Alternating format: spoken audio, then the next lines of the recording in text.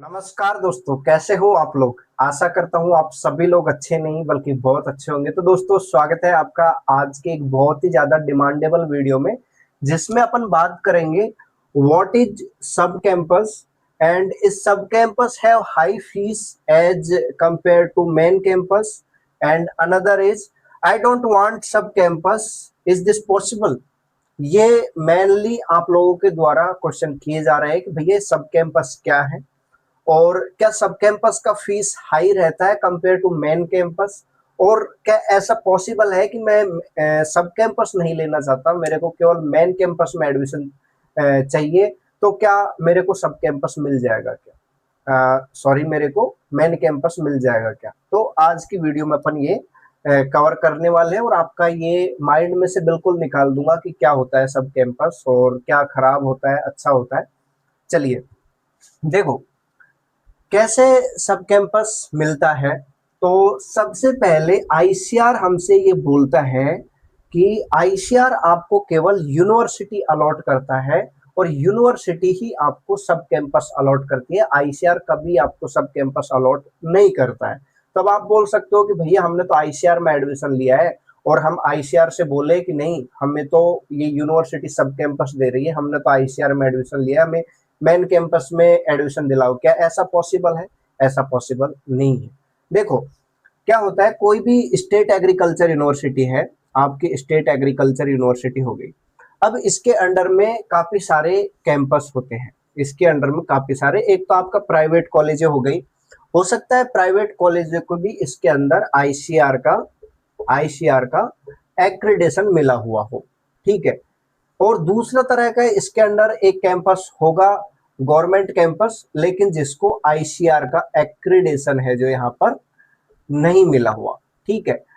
और एक कैंपस यहाँ पर होगा आपका गवर्नमेंट एग्रीकल्चर कॉलेज, इसके अंडर स्टेट एग्रीकल्चर यूनिवर्सिटी के अंडर, जिसको आपको यहाँ पर आईसीआर का एक्रेडिटेशन होगा, ठीक है। अब यहाँ पर क्या होगा कि जो यूनिवर्सिटी है वो आपको कौन सा कैंपस अलॉट कर सकती है, तो वो आपको एक तो मेन कैंपस जो उसके अंडर में है, उसके अलावा वो आपको क्या प्राइवेट जो उसके अंडर में प्राइवेट कॉलेज है उसको आईसीआर का एक्रेडिटेशन है, क्या वो कॉलेज अलॉट करेगी?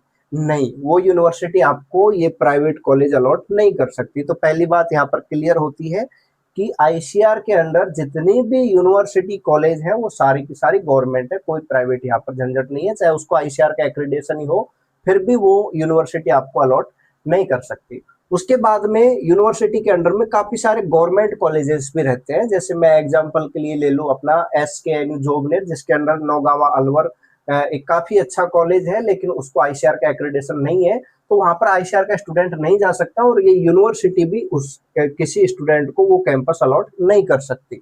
उसके बाद में बचता है आपका गवर्नमेंट कॉलेज जो किसी स्टेट एग्रीकल्चर यूनिवर्सिटी के अंडर में आ रही है और उनको आईसीआर का एक्रेडिटेशन भी है। जैसे मैं बात करूं एसकेएनयू के अंडर में आपका कॉलेज ऑफ एग्रीकल्चर आपका लालसोट में है, जिसको आईसीआर का एक्रेडिटेशन है। उसके अलावा कुमेर भरतपुर, ठीक है।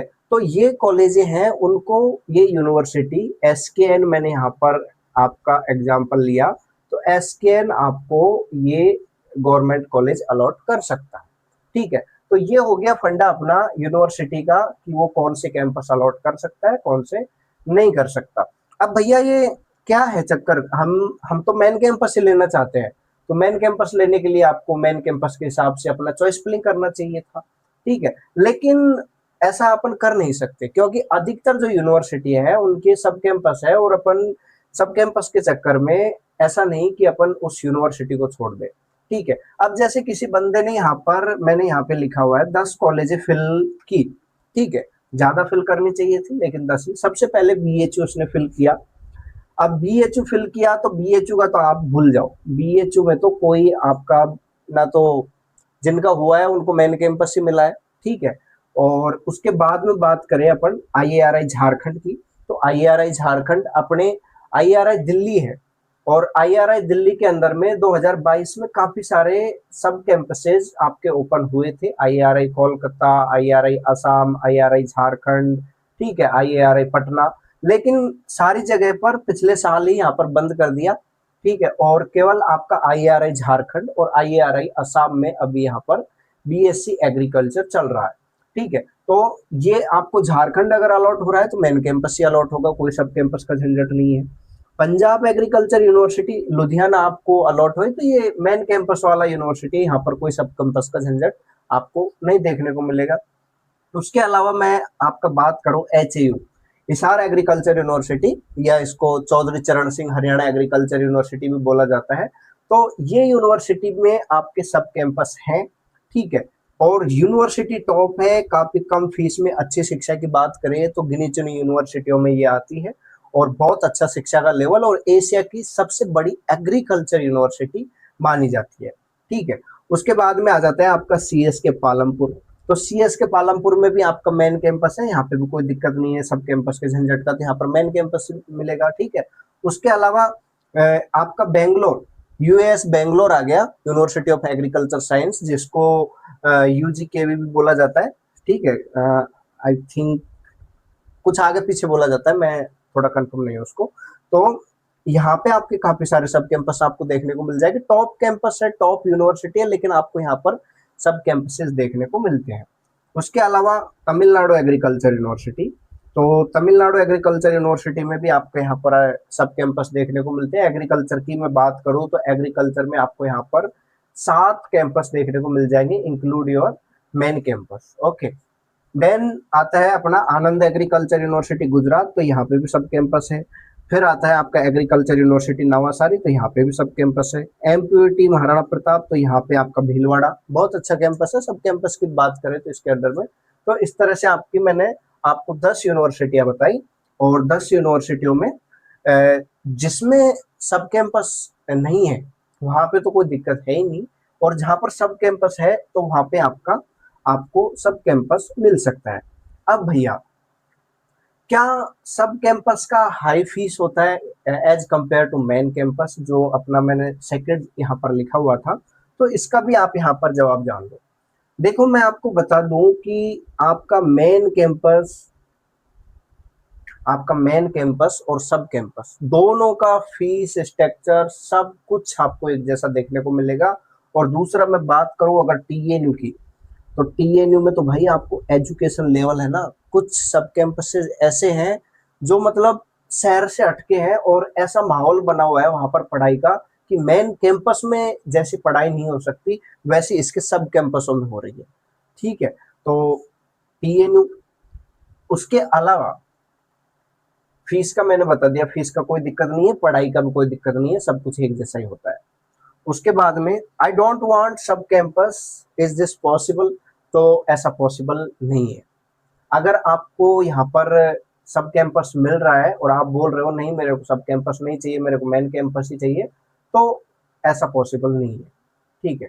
यहाँ पर एक और चीज मैं आपको बता दूं कि काफी सारे स्टूडेंट, जैसे अभी मेरे पास मैसेज आता है, भैया मेरे को Tamil Nadu agriculture university Coimbatore allot हुआ है, 3rd राउंड का रिजल्ट आया है और मेरे को यहाँ पर कोयम्बटूर नजर आ रहा है, आप मुझे कोयम्बटूर के स्टूडेंट्स के नंबर दीजिए।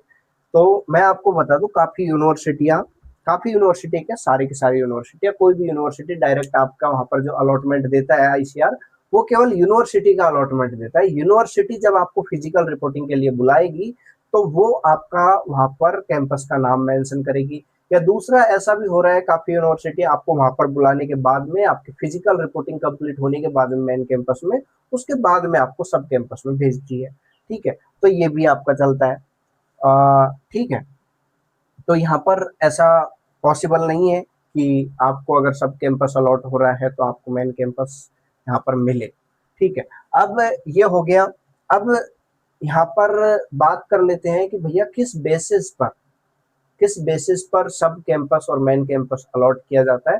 तो देखो 2020 से पहले का देख लो, 2020 से भी और भी 2018 से पहले, उससे पहले का एक यहाँ पर कोई ऑफिशियल तो नहीं है, लेकिन था यही रूल कि आईसीआर का पूरा काउंसलिंग कंप्लीट होने के बाद में आपका जो पहले 3 राउंड में आपका काउंसलिंग होता था, ठीक है, 3 राउंड में आपका, यार चल क्यों नहीं था, 3 राउंड में आपका काउंसलिंग होता था, ठीक है। उसके बाद में आपका एक मॉप अप राउंड होता था, ठीक है, मॉप अप राउंड। और ये 3 राउंड और मॉप अप राउंड कंप्लीट होने के बाद में ही यूनिवर्सिटी आपको फिजिकल रिपोर्टिंग के लिए मेल भेजती थी। और वहां पर ही वो क्या, जैसे कितने स्टूडेंट एक यूनिवर्सिटी में गए उसकी रैंक के हिसाब से, कि जिसकी अच्छी रैंक है उसको मेन कैंपस, और जैसे जैसे रैंक आपके डाउन जाती जाएगी उस हिसाब से या तो वो आपसे फॉर्म भरवा लेते कि आपका प्रेफरेंस फॉर्म भर दो। अगर आप प्रेफरेंस फॉर्म नहीं भर रहे हो तो यूनिवर्सिटी के सब कैंपसों की, मेन कैंपसों की खुद की रैंकिंग भी होती है, उस हिसाब से भी वो आपको यहाँ पर कॉलेज अलॉट कर रहे थे। लेकिन अभी नया ट्रेंड क्या चल गया, देखो 2022 तक भी मैं आपको बता रहा हूँ, 2022-23 तक भी टीएनयू इसी को फॉलो कर रहा था कि पूरा काउंसलिंग कंप्लीट होने के बाद में ही वो आपको वहां पर फिजिकल रिपोर्टिंग के लिए बुलाते थे, और वो भी डायरेक्ट आपको कैंपस का नाम भेजते थे मेल पे, और जिससे जो भी सब कैंपस आपको अलॉट हुआ है आपको वहीं पे जाकर के रिपोर्टिंग करना होता था। और अभी भी ऐसा हो रहा है, लेकिन अभी क्या हो रहा है, अभी कर दिया है पहले आओ पहले पाओ। देखो एमपी केवी राउरी का आपने देखा होगा अच्छे से, एमपी केवी राउरी ने बाकायदा फर्स्ट राउंड में जिन जिन स्टूडेंट्स ने सीट को एक्सेप्ट किया था उन सभी को पुणे वाला मेन कैंपस अलॉट कर दिया। 95% जो मेन कैंपस की सीट थी वो पहले राउंड में फिल हो गई। ठीक है, उसी तरह से यहाँ पर टीएनयू का अभी मैं आपको बता दूं, एक स्टूडेंट का मेरे पास आया हुआ था सेकंड राउंड में जिसने सीट को एक्सेप्ट कर लिया। ठीक है, उसको भी यहाँ पर मेन कैंपस नहीं मिल पाया, उसको भी आपका मदुरई वाला कैंपस अलॉट किया है। अगर आपको विश्वास नहीं हो रहा है तो मैं इस वीडियो की एडिटिंग अगर मैं करूंगा तो उसको मैं लगा दूंगा। ठीक है, सेकंड राउंड में जिसको अलॉट हुआ उसको भी मदुरई कैंपस अलॉट हुआ है। तो यहाँ पे भी ये बिल्कुल क्लियर हो जाता है, जिसने तमिलनाडु एग्रीकल्चर यूनिवर्सिटी को पहले राउंड में एक्सेप्ट किया है उसको कहीं ना कहीं मेन कैंपस मिला है। ठीक है, और जो सेकंड राउंड पे भी गया है तो वो भी मेन कैंपस से हाथ धो गया। और यहाँ पर अब वो स्टूडेंट, काफी सारे स्टूडेंट ऐसे होते हैं जिनकी रैंक अंडर 500 होती है, अंडर 500। ठीक है, ऑल ओवर रैंक अंडर 500, और वो टीएनयू के सब कैंपसों में पढ़ता हुआ नजर आता है। उसका कारण यही है कि अभी ये यूनिवर्सिटियों ने क्या कर दिया है, पहले आओ पहले पाओ। तो मैंने काफी सारे जो स्टूडेंट थे जो मेरे थे, मतलब मेरे से पर्सनली जुड़े हुए थे, तो जैसे जिनको टीएनयू मिला, जिनको एमपी के भी आपका राउरी मिला, ठीक है, और भी काफी सारी यूनिवर्सिटियां जो पहले आओ पहले पाओ को ज्यादा वरीयता देती है, उनको मैंने बोला था कि आप है जो अगर इसको एक्सेप्ट करते हो तो आपकी ज्यादा पॉसिबिलिटी रहेगी मेन कैंपस की। लेकिन क्या होता है कि अपग्रेड का ऑप्शन रहता है, तो बहुत सारे स्टूडेंट यही सोचते हैं यार लास्ट तक मेरे को अच्छा मिल जाए। मैं आपको बता दूं कि मेरे खुद के स्टूडेंट, अगर मैंने यहाँ पर 40 लोगों को सजेस्ट किया है ना कि फर्स्ट राउंड में एक्सेप्ट कर लो, तो केवल 14 लोगों ने ही मेरी बात मानी है। बाकी के, मैं बात करूं आपके 26 लोगों की, तो वो 26 लोग आपके अपर मूवमेंट के साथ में गए हैं। और थर्ड राउंड तक भी काफी सारे ऐसे भी स्टूडेंट हैं जिनको जो पहले राउंड में कॉलेज मिला था वही अभी लगातार मिलते आ रहा है। और अब जैसे एमपी केवी की बात करूं तो एमपी केवी का मेन कैंपस तो फिल हो गया, अब वो बोल रहे हैं कि भैया अब क्या करें, क्या अब इस सीट को एक्सेप्ट कर ले या अपर मूवमेंट के लिए जाए। तो भाई अब लास्ट बचा हुआ है, जब आपने 3 बार लगा ही लिया तो एक बार और लगा लो। ठीक है, जिस इच्छा से आप लगा रहे थे कि अगर मेरे को ये नहीं मिले तो ये मिल जाए, तो वो देखते हैं लास्ट तक हो जाता है तो ठीक है, नहीं जो मिला वो तो आपको लेना ही पड़ेगा। ठीक है, तो ये है आपका पूरा फंडा मेन कैंपस और सब कैंपस का। तो मैंने काफी सारी चीजें आपको बहुत डिटेल में बताने की कोशिश की है, हो सकता है काफी सारे स्टूडेंट इस वीडियो को छोड़ करके जा भी चुके हैं। फिर भी मैं आपसे बोलूंगा कि अगर आपका कोई भी कंफ्यूजन रह जाता है, कोई भी डाउट रह जाता है, तो वो आप मेरे से पूछ सकते हो। दूसरा देखो यार, यहाँ पे क्या है, अभी मैं अगला वीडियो बनाने वाला हूँ आपके मॉपअप राउंड के ऊपर कि मॉपअप राउंड में क्या कौन कौन से स्टूडेंट एलिजिबल रहते हैं। ठीक है, तो उसके ऊपर बनाएंगे। अभी मैं आपसे बोलूंगा कि कोई स्टूडेंट इस वीडियो को देख रहा है, यहाँ तक आ गया, तो उन लोगों से मेरी रिक्वेस्ट ये रहेगी कि एग्रो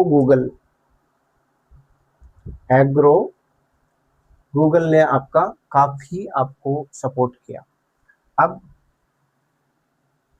अब आपसे अब आपसे रिक्वेस्ट है कि आपके जो भी जूनियर हैं उनको आप सजेस्ट करें एग्रो गूगल, और दूसरा जिन स्टूडेंट्स के कम नंबर आ रहे हैं उनको आप सजेस्ट कर रहे हैं रॉयल इंस्टीट्यूट उदयपुर। ठीक है, रॉयल उदयपुर। मैं आपको बता दूं लगातार 6 साल से रॉयल इंस्टीट्यूट उदयपुर अपने पहली रैंक लेता हुआ आ रहा है, हमेशा फर्स्ट रैंक। उसके बाद में अंडर 100 में 50% 60% स्टूडेंट, और टोटल मैं नंबर ऑफ स्टूडेंट्स की बात करूं हर साल जो आईसीआर में सेलेक्ट हो रहे हैं स्टूडेंट, 700 प्लस स्टूडेंट का सिलेक्शन अकेला रॉयल इंस्टीट्यूट,